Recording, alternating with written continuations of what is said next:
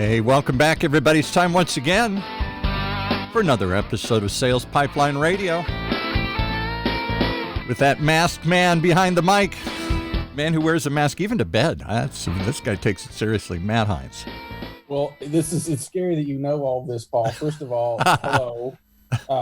Welcome to almost the second half of January, if yes. you can believe it. I am behind the mic finally again, like literally for the last few episodes. My old mic died. That's like 5 years of podcasting and finally gave up. It got coronavirus and it my old expired. Mask got sick, or my old mic got sick. So literally, Jason, our guest today, I've been holding my webcam like as a handheld microphone, turning the video off, obviously, but then holding that just so I can get it close. It's very awkward. We need to have you turn the mic a little bit more so it faces your mouth because you're talking into the side of it. How about that? Is that better? A little better, yeah. It wants to get close to you. I'm still trying to figure out how to make it work better. And then the mask, like I do wear one. I got the CPAP thing now. I'm getting old, my wife is sick of the snoring. This is way too much information. But I do wear a mask to bed. See, I knew Sleep this. Better. I snore less. You don't think we're up on you? We follow everything to do with Matt Hines here. We know everything about you. Your guest is the one that told me this. He told me that you do this. I didn't know. We don't talk about anything on Sales Pipeline Radio. Literally anything. So next to Sales Pipeline TV, we just follow your day-to-day life, right? Exactly. I'm just going to start wearing one of those like GoPros on my Chrome Dome here. You get to see everything. And I think so. I guarantee you, it is not exciting. Well, you got an exciting guest with you. Who'd you bring today? Well, very exciting guest. I want to welcome everyone to another episode of Sales Pipeline Radio. I hope you can hear me fine. We're warming up the new mic here, but excited to have you all join us. If you are joining us live on the Funnel Media Radio Network, thank you very much for making us part of your workday. And if you're listening to the podcast, thank you for checking us out. Thank you for discovering. Thank you to all of our loyal listeners who continue to download and listen here 5+ years in. And if you are new to the podcast, if you like the format, if you like what we're talking about, we got a lot more of this. We got hundreds of past episodes up available for you on demand at salespipelineradio.com. Every week we're featuring some of the best and brightest minds in B2B sales and marketing, and today is absolutely no different. Very excited to have with us from the hinterlands of Montana, Jason Yarborough. Yarby, how are we doing? Hey, man, I'm doing wonderful. How are you? I'm doing well. I know that you are also trying to lean into a new year. You have a new job. You have a new baby. Well, not a new baby, but you have a child you're chasing around the house with another new baby on the way. So you are a busy man. I appreciate you taking time to do this. In a new house. So it's a whole new world here. All of the new things. It's a lot. I mean, let's start there. I mean, how are you doing all of that? Like new job, new house, pending baby, still with coronavirus out there. Like how do you balance getting all the stuff done? We don't leave this room. Right. Now I've got a great partner in crime, my wife Samantha, who we team up very well. We got a great little guy. We both started new jobs during all this, and we both love our jobs, so I think that helps out a lot. And we just have a lot of fun doing all the things that we get to do. We're very fortunate. Oh, that's good to hear. No, I think if we're in this orbit, we do have a lot of advantage, and it's easy to take that for granted sometimes. And I have had a chance to work with your lovely wife. I actually had a phone call with her this morning in her new capacity. And, most of the time we talk about someone's better half, and it's just sort of like a nice, polite thing to say. I think in this case, Yarby, I love you, but yes, better half, you did well. Yeah, I agree. I feel like I hear that every day now because we're kind of all in that same lane, same pool, and everyone gets a chance to meet her, and they're like, oh, wow, it really rings true with better half for you. I'm like, thanks, guys. Appreciate it. Well, I mean, you both are playing in this partner marketing, partner ecosystem world. And that's kind of why I wanted to have you on the show today to really talk about what we, as marketers, we focus so much on direct demand gen, direct sales. We focused on sort of this direct line of sight that marketers control. And yet there is so much leverage and opportunity for so many people in their partner ecosystems. It is definitely more complicated. It's definitely less predictable, but high maybe risk, but lots of high reward. So, I mean, why is that function so interesting to you? I mean, this is not your first or second rodeo on the partner management side. What about partner marketing is so exciting? Wow, there's a lot that excites me about it. First, at the core of it, it allows me to do what I do best. And I think for me, it's building relationships, getting to know people, getting to know how I can provide value to them at the very core of who I am. That's kind of what I stand for, right? So I thoroughly enjoy that. The other piece of it is that you're involved in all facets of the business, right? So we sit directly in the middle of sales, marketing, customer success, product. It just keeps going round and round. And you get a chance to be a part of all facets of the business. And for someone like myself who gets bored pretty easy, that's a lot of fun. So I get a chance to help direct and navigate and facilitate introductions that can help make our product better at Terminus. Yeah. And I think that, one of the challenges I think some companies have with a partner motion, not only do you have a little less control over it, but it sometimes can take a little more time to get up and rolling. Like I'm going to go generate some leads, I'm going to hire some BDRs, I'm going to quickly build some direct pipeline. The partner ecosystem is a little more complex, but the yield and the efficiency once you get it up and rolling can be really, really advantageous. Talk a little bit about those pros and cons of how companies should think about direct versus indirect, direct versus channel. Yeah, correct if I'm wrong, but when I first kind of got started in this partnership ecosystem, you were one of the first calls that I had because you and I kind of go back to some Oracle days, I believe. And you mentioned that you really wanted to get some at-bats. And you really wanted to help provide value to what we were doing for our customers. And I think that right there is kind of what you should be looking at and looking for in a partner and for your company. Right? Looking for those people that really want to be a help and provide value to what you're doing, to make your company, your product better. And that's exactly what partners have the ability to do, right? They're a trusted third-party resource. They bring so much validation to what you're doing when you've got BDRs and sales reps hounding these prospects every single day. But when we can bring someone like yourself, and I'm grateful for those opportunities that you've jumped in calls with me on, to provide validation to what we're doing, not only in like an ABM space, but with our product as well, that just speaks, so much volume to what we're building as a company when we can do so with partners. So I like that answer for a lot of reasons, because I think, if you think about your partner ecosystem as a function, I think it's really easy to say, okay, partners equal pipeline. And so you say, okay, like, look, where are the introductions you can make for us? How can you introduce us to your customers, to your clients, to your network, which is important on both sides, but also to think about, like, how do we build, how do we take the long game approach to this? How do we sort of build some trust and credibility? How do we leverage each other's expertise to sort of grease some wheels that may not immediately turn into business, but eventually does? And I think there's pros and cons there on both sides. There's disadvantages when companies very transparently say our partner program is really just all about pipeline. Like we just want leads from you. And also I think that, sometimes the partners that give you the most leads may be doing that without the right context and juice to actually help those convert as well. So there's a balance there between sort of content and demand, between sort of leveraging and building trust and credibility while also still driving pipeline. Yeah, absolutely. And I think I'll speak to a little bit about that pipeline. And I think you'll find that most, partnership ecosystem programs are kind of built on the backbone of getting PQLs, right? Your partner qualified leads. But for me, I'm trying to look beyond that. And like you said, how can I look more long-term down the road? And partners sending their leads in, sending those PQNs is great. It's great value for us. But if I can't provide value out, we're not doing a very good job of building a partnership program here. So for me, it's looking for those opportunities where I can really provide value out, whether we're doing some sort of co-marketing support with a partner, or we're sending professional services out to a partner, or we're, making introductions to help enhance our product just for the sheer sake of getting those at-bats, as you call them, to first establish value coming out of the partnership ecosystem in order to get that trust, to build that relationship, to create that ROI. Well, it's a two-way street, I think is what absolutely. You're right? 100%. Yep. Value is a two-way street. Yeah, I mean, you may ultimately evaluate your program. For some reason, I had not heard PQL before. It's like we need more acronyms in B2B. But partner qualified lead. So you may be measuring based on, okay, how many actual qualified leads do we get? What kind of pipeline? What kind of closed business from the partners? Just because that's what you're measuring, what you care the most about, doesn't mean that can be the exclusively what the motions are that you drive. Right. And I think you and I have both seen partner programs that are very transparently one-sided. Right? They're 100%. all about what can our partners give to us? And they're not thinking about what do the partners really get in return. And unless you think about that other side, and it doesn't have to be expensive, it doesn't have to be time consuming. It can be fairly small but very meaningful things. If you will have a very short-sighted, short-term partner program that won't have longevity if you aren't thinking about all the stuff. You just have a lot of one-night stand partners. Yeah. That provides no long-term value. I knew it was, listen, like I said, we'll talk about whatever we want here on Sales Pipeline Radio. That's what I was told.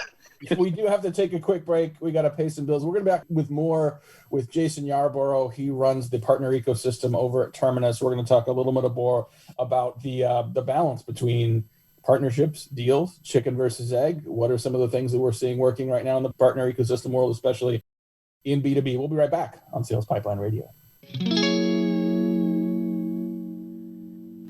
CMOs and marketing leaders have the increasingly complex task of effectively communicating marketing's value to their CEO and board. And as today's markets face growing uncertainties, the need for clear, consistent, and predictable communication will only continue to grow. How do they do it? Read the new research report on marketing's role in the boardroom from Drift, G2, and Heinz Marketing. Get it now at drift.com/alignment. That's drift, drift.com/alignment. Back to the man who's never had a one-night stand. He's always in it for the long run, Matt Heinz.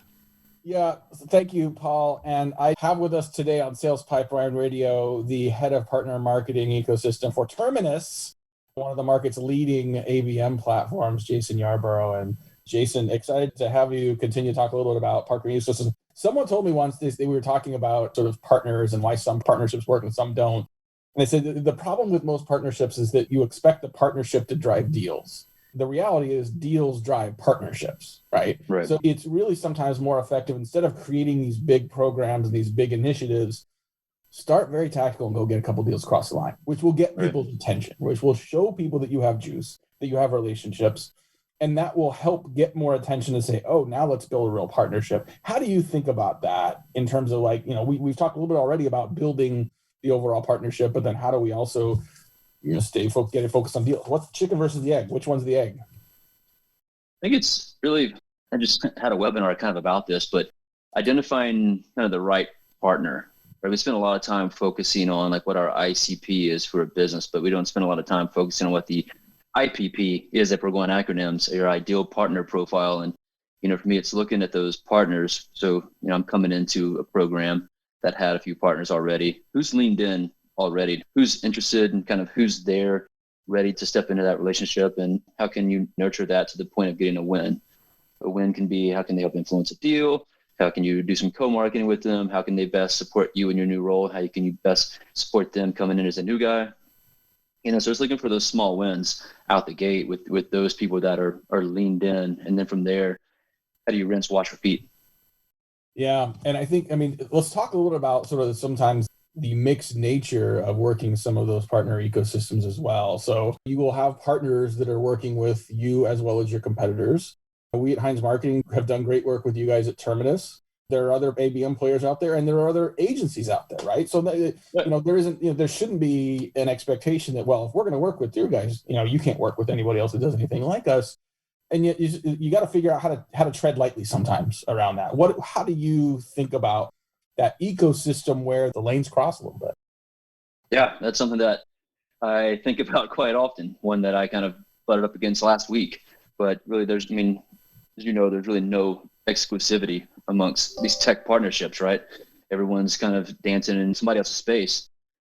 And so for me, it's like some of my top agency partners are working with some of our competitors, and that's fine. I think there's enough work out there in the space to kind of warrant that to be okay and to be able to still partner together. And I have friends that work at some of our competitors, and that's okay too. I support them as best as I can and, as needed. And I think you just have to look at it as the best friend kind of wins, right? How can you provide, again, more value to that partner that works with different ecosystems, different platforms, to get them to think about you more frequently? What is it you have to do? Kind of, is it more cadences? Is it, more value out as far as sending deals to them? Like, what is more important to this partner to get out of this relationship that they want to work with us more than they want to work with the other guy? And in some cases, we've had a few agencies come and say, we'll work exclusively with you. And I'm not incentivizing that. I'm not, pushing them by any means. We have a good product. It speaks for itself. And, hopefully myself and my team do a really good job of building that relationship and, may the best man win. Well, I want to address that issue of exclusivity because there's plenty of people that will do it. We do a lot of work with sort of managed service providers in the Microsoft ecosystem. And, if you're representing and doing sort of managed services for Microsoft products, I mean, there's an enormous market for that, right? And so in any different industry, you'll say like, we just do Microsoft, or we just do Tableau, or we just do Eloqua, whatever that is. And there's a solid business for that. How do you think about sort of exclusivity versus playing multiple sides, both inbound and outbound from a partner standpoint? Are there advantages to one approach versus the other? And if there is, like, what are some of the criteria and variables you would look at to try to make that decision? Yeah. So there's certain things to look at. I think if I've got partner X who's working exclusively with Terminus, then chances are they're going to know Terminus inside and out. I can think of a couple of partners in the Terminus ecosystem that are exclusive Terminus partners. They use Terminus, they know Terminus. In some cases, they know Terminus better than some of Terminus knows Terminus. Say they invest all their time, energy, and resources into our platform to make it succeed for their customers. So they're the partners that will perhaps get some of the services sent out to. They're the partners that can come in and provide a lot of value on the product from that third-party resource. They're the partners that we can go to and we need someone to fix a problem for a partner that we're not going to solve in-house. Mm-hmm. Right. So I think the value in that exclusivity comes in them being that trusted expert partner. Got just a few more minutes here with our guest today on Sales Pipeline Radio, Jason Yarborough, who runs partner marketing, the partner ecosystem for Terminus. Let's talk a little bit about the ABM space. I think it's certainly grown exponentially over the last few years. And I wonder if we're now to the point where it's no longer really ABM. It's how we do marketing. It's how we do go to market. And I almost don't want to say it's how we do marketing because it's sort of one of the things I don't like about ABM is that marketing is in the name. This isn't a marketing initiative. This is a go-to-market effort, right? Absolutely. So I feel like this has now become table stakes. This approach has become, an account-based approach has become table stakes for companies that are in complex selling environments. How's Terminus thinking about that, and where do you think that that's going to go? I think you're 100% right. It's how we do B2B marketing. I think it's probably how we've done B2B marketing for quite some time. It just now has a fancy abbreviation to go along with it. But we 100% are addressing it as kind of the go-to-market solution. And I like what some of our team says, and specifically, Brian Wade on our team. He says ABM is sales and marketing. It's not just marketing, because ABM doesn't work if you don't have alignment between sales and marketing. So it is sales and marketing. And we think about it now as ABM is, instead of just being that top of funnel, where it's now full funnel. It's how we're approaching, from introducing Terminus ads at full funnel to sales engagement to closing deals to rinse, wash, repeat to retaining your current customers and running ABM through your current customers. So you've got to think about all these different factors that are coming into play in ABM now. You got data. ABM's now multi-channel. It's no longer just ads. People think of it as it's, how are you reporting on this and proving the work and optimizing, and then how are you generating the revenue and before even that, how are you even targeting the right companies to do all this with? So that's why we look at our product as like a full funnel approach to ABM. Well, let's pivot again to get to the real meat of the conversation, full pun intended. So you are a new proud owner of a Weber Smoky Mountain. That's correct. And for those of you that are the unbarbecue initiated, the Weber Smoky Mountain, basically it's a giant black pill-sized smoker. Imagine if you took like a Weber kettle and put like a giant cylinder in the middle in between the bottom and the top. That's basically what Jason now has. So talk a little bit about either some things that you have tried. What are some things you're looking for? Like what's going to be on this Weber Smoky Mountain here in the near future in the Yarborough household? Yeah, it's, good timing. Unfortunately, I've had a few series of circumstances that have not allowed me to test it out yet. It is assembled and on the patio. However, tomorrow I hope to do some chicken thighs. Saturday, some prime rib. And Monday might get crazy and do some elk ribs because we live in Montana. I've got a freezer full of elk. That is a very fast escalation from starting out. I went from intermediate to advanced in like 3 days, man. I mean, you might as well just do a full-on, either do a whole hog barbecue or just go right to brisket. And you're getting into the intermediate zone pretty quickly here. But I'm going to have to repay your favor of sending us bacon for. I've got some elk in the freezer that I'm going to attempt to make some jerky with. So maybe I'll send you some of that. Smoke bacon for elk anytime. Yes, Paul. Well, I live here in Southern California, and I'm wondering if you're going to do a little tofu. Got to have a little tofu on there. I don't know what that is. I was trying to come up with a witty comeback, and I think you got the right one. What? Well, I think that would burn. Yeah. I can use it for I think you can use that for grease. Yeah. A starter, for some starter. Yeah, Get the charcoals lit.